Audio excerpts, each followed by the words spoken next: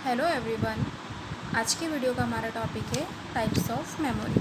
मतलब हम ये जानेंगे कि मेमोरी के कितने प्रकार होते हैं। लास्ट के वीडियो में हमने देखा था कि मेमोरी क्या होती है और मेमोरी की यूनिट्स क्या होती हैं। जिस प्रकार से कोई भी घटना या कोई भी बात मानव मस्तिष्क में संग्रहित रहती है, जिसे हम याददाश्त के रूप में भी जानते हैं, उसी प्रकार से हमारा जो भी डेटा रहता है वो कंप्यूटर में मेमोरी में स्टोर रहता है। मतलब वो जगह या वो डिवाइस जहाँ पर हम अपने डेटा को कंप्यूटर में स्टोर करके रख सकते हैं वो कहलाता है मेमोरी।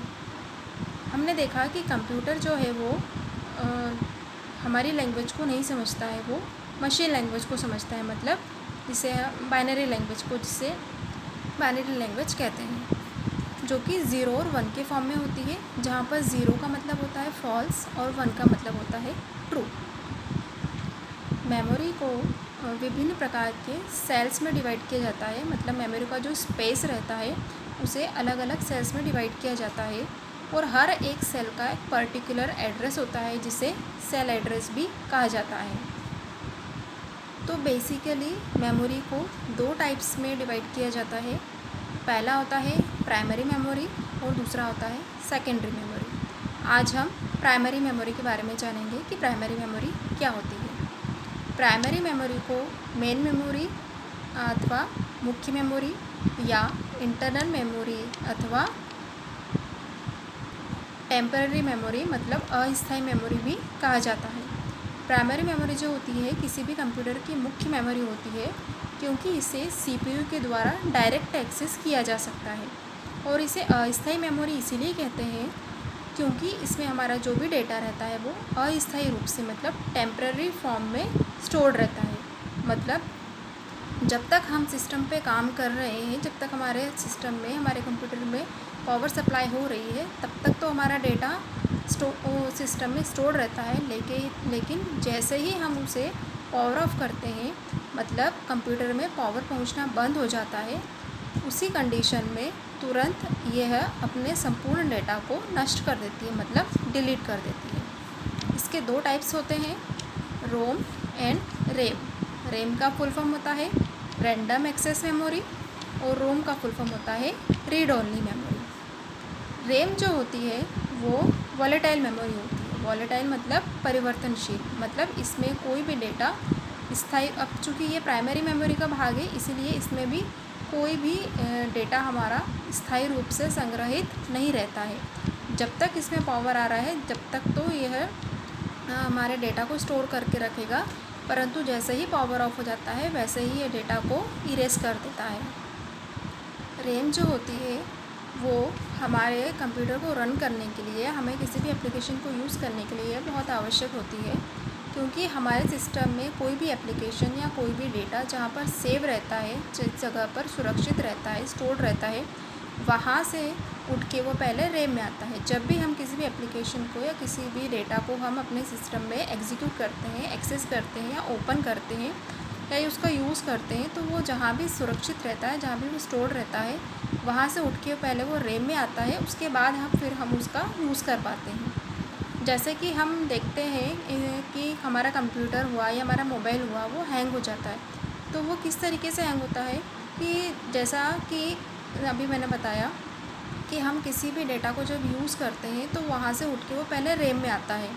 तो अगर हम एक समय पर एक से ज़्यादा एप्लीकेशंस का या एक से ज़्यादा फाइल्स या फोल्डर्स को ओपन करके रखे हैं, एग्जीक्यूट कर रहे हैं, मतलब रन हो रहे हैं, तो रैम पर जो होता है वो प्रेशर बढ़ते जाता है।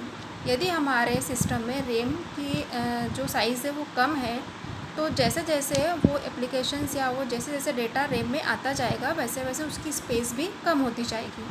तो एक कंडीशन आने पर, ऐसी स्थिति पर जबकि रैम में जगह कम हो जाती है, मतलब स्पेस फुल हो जाता है, तो वहाँ पर रैम में जो भी डेटा स्टोर रहता है आता है सिस्टम से उठ के वो उसे खाली करना शुरू कर देता है। मतलब रैम से उठा के वो वापस कंप्यूटर में डालना शुरू कर देता है स्पेस बनाने के लिए, मतलब हमारी करंट जो रनिंग एप्लीकेशन है उसको ठीक से एग्जीक्यूट करने के लिए।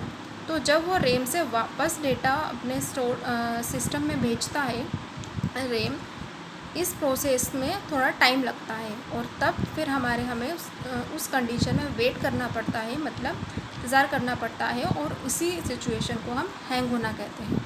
इसीलिए कहा जाता है कि हमारे सिस्टम में जितनी ज़्यादा रैम होगी हमारा सिस्टम उतनी ही प्रॉपरली वर्क करेगा। रैम और रोम में यह डिफरेंस है। रैम का full form random access memory होता है और रोम का full form read only memory होता है। रैम जो होती है वो एक्सपेंसिव होती है और रोम जो होती है वो रैम की तुलना में सस्ती होती है। रैम की स्पीड भी बहुत फास्ट होती है एज़ कम्पेयर टू रोम की स्पीड कम होती है। रोम जो होती है वो नॉन वॉलेटाइल मेमोरी होती है, मतलब उसमें चेंज किया जा सकता है। और रोम जो होती है वो उसका जैसे कि इसका फुल फॉर्म है रीड ओनली मेमोरी। तो इसमें जब मैन्युफैक्चरिंग टाइम पर जब रोम में कोई भी प्रोग्राम बाय डिफ़ॉल्ट स्टोर किया जाता है तब वो फिक्स हो जाता है, मतलब बाद में उसे किसी भी तरीके से इरेज या डिलीट नहीं किया जा सकता है। रोम बनाते समय जब जो डेटा उसमें संग्रहित किया जा चुका है उसे हम फिर बाद में परिवर्तन नहीं कर सकते हैं। रैम का दो टाइप्स होते हैं, एस रैम और डी रैम, मतलब स्टैटिक रैंडम एक्सेस मेमोरी और dynamic random access memory. D RAM जो होती है वो एस रैम के कंपैरिजन में स्लो वर्क करती है और डी रैम जो होती है वो फास्ट वर्क करती है। इसी डिफरेंस की वजह से डी रैम में जो है वो वेट स्टेट होती है, मतलब हमें वेट करना पड़ता है, और एस रैम की स्पीड फास्ट होती है इसलिए इसमें वेट स्टेट नहीं होती है। डी रैम जो होती है वो एस रैम के कंपैरिजन में सस्ती होती है और एस रैम जो होती है वो महंगी होती है। डी रैम सिर्फ एक ही ट्रांजिस्टर से मिलकर बनी होती है और एस रैम में एक से ज़्यादा ट्रांजिस्टर का यूज़ किया जाता है। डी रैम कम पावर कंज्यूम करती है और एस रैम जो होती है उसे यूज़ करने के लिए ज़्यादा पावर की ज़रूरत पड़ती है, मतलब वो ज़्यादा पावर को कंज्यूम करती है। अब बात करते हैं रोम के टाइप्स की। रोम के 3 प्रकार के टाइप्स होते हैं, पी रोम, ई रोम और ई रोम। पी रोम का फुल फॉर्म होता है प्रोग्रामेबल रीड ओनली मेमोरी। ई रोम का मतलब होता है फुल फॉर्म होता है erasable programmable read only memory. और ई रोम का फुल फॉर्म होता है electrically erasable programmable read only memory. तो चूँकि ये रोम के ही प्रकार हैं इसीलिए पी रोम जो होता है ये भी बाय डिफ़ॉल्ट रिटर्न होती है, मतलब मैन्युफैक्चरिंग के टाइम पर ही इसमें प्रोग्राम को राइट कर दिया जाता है जिसे बाद में किसी भी कंडीशन में इरेज नहीं किया जा सकता है। इसके बाद आती है ई रोम, मतलब electrically programmable read only memory. P ROM के अपोजिट इसे इरेज किया जा सकता है, लेकिन इसके लिए अल्ट्रा वायलेट रेज का यूज़ किया जा सकता है। उस स्पेस को, उस डेटा को इरेज करने के पश्चात इसे रीराइट किया जा सकता है। और इसी के साथ में होती है E ROM, electrically erasable programmable read only memory, मतलब इसे भी इरेज किया जा सकता है लेकिन इसके लिए इलेक्ट्रिक की ज़रूरत पड़ती है, मतलब इलेक्ट्रिकली इसे इरेज किया जा सकता है और इसके बाद इसे भी रीराइट किया जा सकता है। तो ये था हमारे आज का टॉपिक टाइप्स ऑफ मेमोरी में प्राइमरी मेमोरी। नेक्स्ट वीडियो में हम देखेंगे सेकेंडरी मेमोरी के बारे में। Thank you.